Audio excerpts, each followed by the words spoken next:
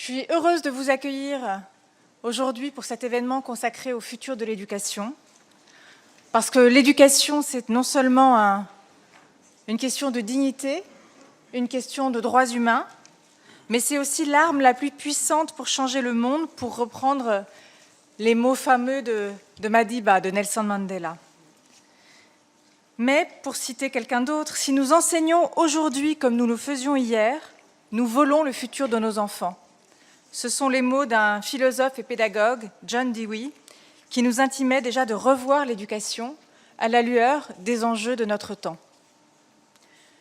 Chacun des États, ceux ici, ceux qui ne sont pas là aussi, tout le monde s'interroge sur l'évolution à donner aux politiques éducatives, alors que le monde qui est le nôtre connaît des défis qui ne sont plus ceux de la génération précédente et que l'incertitude de cette transformation du monde interroge les programmes scolaires, les méthodes d'enseignement, les lieux d'apprentissage aussi. La disruption technologique, avec son potentiel immense, mais aussi ses défis éthiques et ses inégalités. Les conséquences de l'omniprésence de la technologie sur les capacités d'apprentissage et d'attention. Les déplacements massifs de population, des sociétés de plus en plus diverses, de plus en plus interconnectées, la fragilité de la planète et de ses ressources naturelles que nous épuisons, les inégalités persistantes et la transformation difficile à anticiper, la transformation des emplois si difficile à anticiper. Tout cela nous impose de repenser l'éducation, alors même que nous n'avons pas tout résolu du système actuel. La question de l'accès à l'éducation n'est pas résolue. La question de la qualité de l'apprentissage n'est pas résolue. Nous savons que beaucoup d'enfants scolarisés apprennent mal. Nous savons aussi que les filles sont trop peu à l'école encore et pas assez longtemps dans de nombreux pays, où n'accèdent pas à toutes les matières, et notamment les matières scientifiques.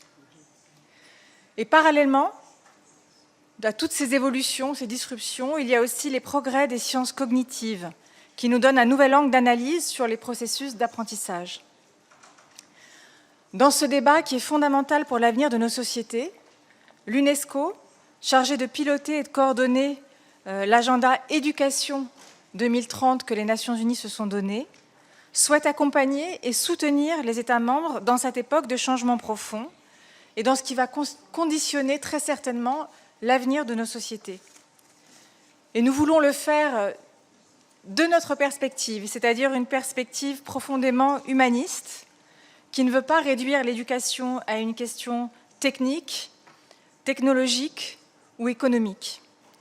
C'est à partir de cet ADN, un ADN fort que nous devons revendiquer, dont nous sommes fiers, qui est jalonné d'étapes décisives sur les politiques éducatives, des grandes campagnes d'alphabétisation des débuts de l'UNESCO, jusqu'aux grands rapports qui ont aussi façonné notre vision sur l'éducation, le rapport Faure de 1972, le rapport Delors de 1996, jusqu'à ce débat mondial qui a mené à la définition de l'objectif de développement durable numéro 4, eh bien, nous souhaitons aujourd'hui ouvrir une nouvelle page dans cette histoire pour répondre aux besoins de nos États membres et conformément aux vœux qui a été formé par nos États membres dans nos instances de gouvernance.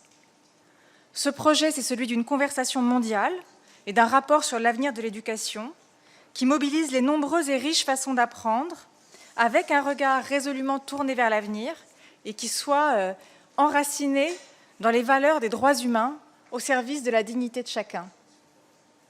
Éducation pour le développement durable, citoyenneté, apprentissage, compétences pour le travail, enseignement public, place de l'enseignement supérieur. De nombreuses approches thématiques sont ouvertes et qui peuvent être croisées avec d'autres qui sont plus transversales et néanmoins fondamentales, comme celle de l'égalité des genres aussi dans l'éducation.